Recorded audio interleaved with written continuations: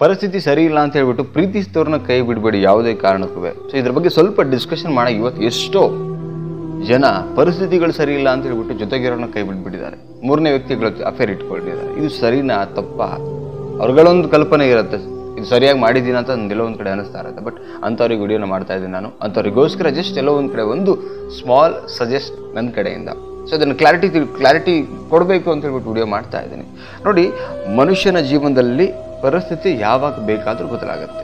Just imagine, ಅಥವಾ ಸ್ವಲ್ಪ ಹಿಂದೆ ಹೋಗಿ, ಪ್ರೀತಿ ಶುರುವಾತ್, ಮದುವೆಯ ಶುರುವಾತ್ ಹೇಗಿತ್ತು ನಿಮ್ಮ ಬದುಕು? ತುಂಬ ಚೆನ್ನಾಗಿತ್ತಲ್ವ, ರೈಟ್? ಒಂದು ವರ್ಷ ಹೆಂಗೆ ಅಂದರೆ ಅದಕ್ಕಿಂತ ಬೇರೆ ಒಂದು ಪರಿಸ್ಥಿತಿನೇ ಬೇಕಾಗಿಲ್ಲ ನಿಮಗೆ. ಲೈಕ್ ಅದಕ್ಕಿಂತ ಬೇರೆ ಒಂದು ಆ ಟೈಮ್ ಏನಿದೆ ಹೇಳ್ತೀವಲ್ಲ, ಆ ಟೈಮ್ ಸಖತ್ತಾಗಿತ್ತು ಲೈಫಲ್ಲಿ. ಬಟ್ ಇವಾಗ ಕೆಟ್ಟದಾಗಿದೆ. ಫಿನಾನ್ಷಿಯಲ್ ಪ್ರಾಬ್ಲಮ್ ಆಗಿರ್ಬೋದು, ಕಿರಿಕಿರಿ ಆಗಿರಬಹುದು, ಅಥವಾ ಏನೋ ಒಂದು ಆಗಿರಬಹುದು. ಬಟ್ ಆ ವ್ಯಕ್ತಿನಲ್ಲಿ ಪ್ರೀತಿ ಇದೆ ಅನ್ಕೊಳ್ಳೋಣ, ಹೆಣ್ಣಾಗಿರ್ಬೋದು ಗಂಡಾಗಿರ್ಬೋದು, ಪ್ರೀತಿ ಇರುತ್ತೆ ಇಬ್ಬರಲ್ಲೂ. ಬಟ್ ಪರಿಸ್ಥಿತಿ ಹಂಗೆ ಮಾಡಿದಾಗ ಸಮ್ಟೈಮ್ಸ್ ಸ್ವಲ್ಪ ತಾಳ್ಮೆ ಇರಬೇಕಾಗುತ್ತೆ. ಆ ಸಂಬಂಧದಲ್ಲಿ ಆ ವ್ಯಕ್ತಿಗಳ ಮೇಲೆ ಪ್ರೀತಿ ಅನ್ನೋದು ಯಾವುದೇ ಕಾರಣ ಕಡಿಮೆ ಆಗಬಾರ್ದು. ಅದೆಲ್ಲ ಒಂದು ಕಡೆ ಪರಿಸ್ಥಿತಿ ನಮ್ಮನ್ನು ಆಚೆ ಈಚೆ ಮಾಡ್ತಾ ಹೋಗುತ್ತೆ. ನೋಡಿ, ನಾನು ಒಂದು ಮಾತು ಹೇಳ್ತೀನಿ, ಇದಕ್ಕೆ ಒಂದು ಮೊದಲ ಒಂದು ಸಜೆಷನ್ ಅಂದರೆ, ನೆನಪಿರಲಿ, ಪರಿಸ್ಥಿತಿ ಬದಲಾವಣೆ ಆಗ್ತಾ ಇರತ್ತೆ. ಎಕ್ಸಾಂಪಲ್ ಏನು ಅಂತ ಹೇಳಿದರೆ, ನೀವು ಮದುವೆಗಿನ ಮುಂಚೆ ತವರ ಮನೆಯಲ್ಲಿ ಅಂದ್ಕೊಳ್ಳಿ, ಹುಡುಗ ಇರ್ಬೋದು ಹುಡುಗಿ ಇರ್ಬೋದು, ಅಥವಾ ಹುಡುಗನೂ ಕೂಡ ಅಷ್ಟೇ. ಮದುವೆಗಿನ ಮುಂಚೆ ಹೇಗಿದ್ರಿ? ಸಖತ್ತಾಗಿದೆ.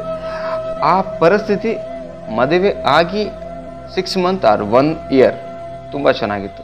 ಆ ಒಂದು ಪರಿಸ್ಥಿತಿನೇ ಬೇರೆ ಇತ್ತು. ಮದುವೆ ಆದಮೇಲೆ 1 ವರ್ಷದ ಪರಿಸ್ಥಿತಿನೇ ಬೇರೆ ಇದೆ. ಇವತ್ತು ಮದುವೆ ಆಗಿ 3-4 ವರ್ಷ ಆಗಿದೆ, ಈ ಪರಿಸ್ಥಿತಿನೂ ಬೇರೆ ಇದೆ. ಇದು ಲವರ್ಸ್ಗೂ ಅಪ್ಲೈ ಆಗುತ್ತೆ.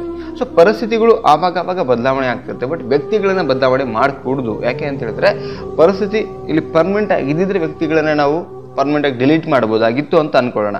ಬಟ್ ಯಾವುದೇ ಕಾರಣಕ್ಕೂ ವ್ಯಕ್ತಿಗಳನ್ನ ಡಿಲೀಟ್ ಮಾಡಬೇಡಿ. ಏನಕ್ಕೆ ಅಂತ ಹೇಳಿದ್ರೆ, ವ್ಯಕ್ತಿಗಳು ಒಳ್ಳೆ ವ್ಯಕ್ತಿಗಳಂತ ಏನು ಜೊತೆಗೆ ಬಂದಿರ್ತಾರಲ್ಲ, ಆ ವ್ಯಕ್ತಿಗಳು ಸಿಗೋದು ತುಂಬ ಅಪರೂಪ. ಆ್ಯಕ್ಚುಲಿ ಪರಿಸ್ಥಿತಿಗಳಿಂದ ಸಮ್ಟೈಮ್ಸ್ ಕೆಟ್ಟವರಾಗಿರ್ಬೋದು, ಪರಿಸ್ಥಿತಿಗಳಿಂದ ನಿಮಗೆ ಅವ್ರು ಕೆಟ್ಟವ್ರ ಥರ ಕಾಣ್ತಿರ್ಬೋದು.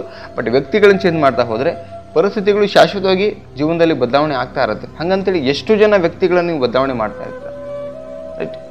ಪರಿಸ್ಥಿತಿ ಬದಲಾವಣೆಗಳಾಗುತ್ತೆ, ವ್ಯಕ್ತಿಗಳು ಬದಲಾವಣೆಗಳು ಆಗಬಾರ್ದು.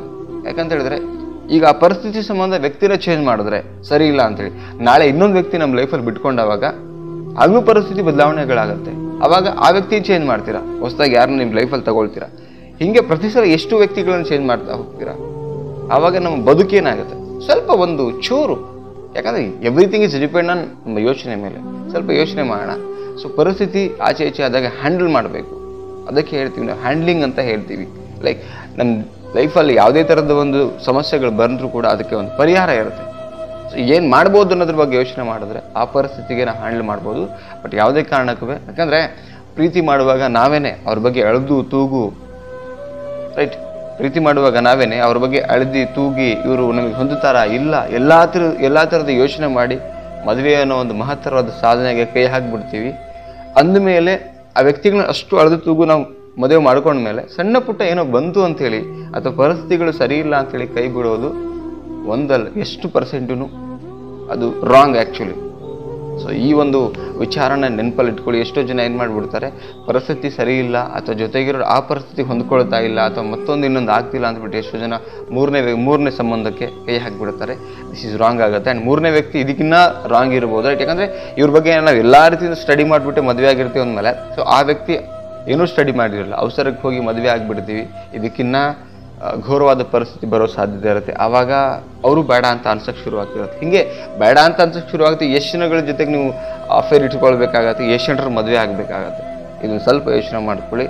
ಆ್ಯಂಡ್ ಏನಂತ ಹೇಳಿದ್ರೆ, ಪರಿಸ್ಥಿತಿ ವ್ಯಕ್ತಿ ಬದಲಾವಣೆ ಮಾಡಬಾರ್ದು, ಶಕ್ತಿ ಮತ್ತು ಯೋಚನೆ ರೂಪದಲ್ಲಿ ಹೊರಗಡೆ ಬರಬೇಕು. ಯಾವುದೇ ಒಂದು ಪರಿಸ್ಥಿತಿ ಬಂದಾಗ ನಮ್ಮಲ್ಲಿ ಯೋಚನೆಗಳು ಬದಲಾವಣೆಗಳಾಗಬೇಕು.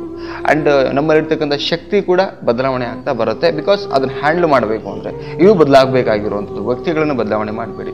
ಯೋಚನೆ ಏನು ಬದಲಾವಣೆ ಮಾಡ್ಕೊಳ್ಬೇಕು ಅಂತ ಹೇಳ್ತಾರೆ, ಇದನ್ನು ಪರಿಹಾರ ಮಾಡೋದ್ರ ಬಗ್ಗೆ ಯೋಚನೆ ಮಾಡ್ತಾ ಬರಬೇಕು. ದಿಸ್ ಈಸ್ ಕಾಲ್ಡ್ ಏನಂತ ಹೇಳ್ತೀವಿ, ಪ್ರಾಬ್ಲಮ್ ಹ್ಯಾಂಡ್ಲಿಂಗ್ ಅಂತ ಹೇಳ್ತೀವಿ. ಅಂದರೆ ನಾವು ಪ್ರಾಬ್ಲಮ್ನ ಯಾವ ಥರ ಹ್ಯಾಂಡಲ್ ಮಾಡಬೇಕು ಅನ್ನೋದೇ ಒಂದು ಯೋಚನೆ ಮುಖಾಂತರ ಸರಿ ಹೋಗುತ್ತೆ. ಸೊ ಇದನ್ನಿಷ್ಟೇ ಮಾಡ್ತಾ ಹೋಗಿ. ಸೊ ಡೆಫಿನೆಟ್ಲಿ ನಿಮ್ಮ ಒಂದು ಕನ್ಫ್ಯೂಷನ್ಸ್ಗೆ 100% ಕ್ಲಾರಿಟಿ ಸಿಗುತ್ತೆ. ಆ್ಯಂಡ್ ಏನು ಅಂತ ಹೇಳಿದ್ರೆ, ಯಾರಿಗೆಲ್ಲ ಈ ಥರದ ಪರಿಸ್ಥಿತಿಗಳು ಬಂದು ಹೋಗಿದೆ, ದಯವಿಟ್ಟು ಜೊತೆಗಿರೋರನ್ನ ಕೈ ಬಿಡಬೇಡಿ. ನಿಜವಾಗ್ಲೂ ನಿಮ್ಮನ್ನು ಪ್ರೀತಿ ಮಾಡುವಂಥ ವ್ಯಕ್ತಿಗಳು ಅವರಾಗಿರ್ತಾರೆ. ಇಷ್ಟು ಕೂತ್ಕೊಂಡು ಅಗೇನ್ ಅನಾಲಿಸಿಸ್ ಮಾಡಿಬಿಟ್ಟು ಡಿಸ್ಕಷನ್ ಮಾಡಿ, ಒಳ್ಳೆಯದಾಗುತ್ತೆ. Thank you so much. ಇದೇ ಥರದ ವಿಡಿಯೋಗಳಿಗಾಗಿ ಚಾನಲ್ಗೆ ಸಬ್ಸ್ಕ್ರೈಬ್ ಮಾಡ್ಕೊಳ್ಳಿ ಆ್ಯಂಡ್ ಸಪೋರ್ಟ್ ಮಾಡಿ. ಆ್ಯಂಡ್ ಇನ್ಸ್ಟಾಗ್ರಾಮಲ್ಲಿ ಜೈ ಮೋಟಿವೇಶನ್ ಸ್ಪೀಕರ್ ಅಂತ ನೇಮ್ ಇದೆ, ID ನೇಮ್ ಇದೆ. ಆ್ಯಂಡ್ ಫೇಸ್ಬುಕ್ಕಲ್ಲೂ ಕೂಡ ಇದೆ. ಆ್ಯಂಡ್ ಯೂಟ್ಯೂಬ್ ಚಾನಲ್, ಫೇಸ್ಬುಕ್ಕಲ್ಲಿ ನೋಡ್ತಾ ಇದ್ದರೆ Jai motivation speaker YouTube channel support ಮಾಡಿ. Thank you so much. Bye.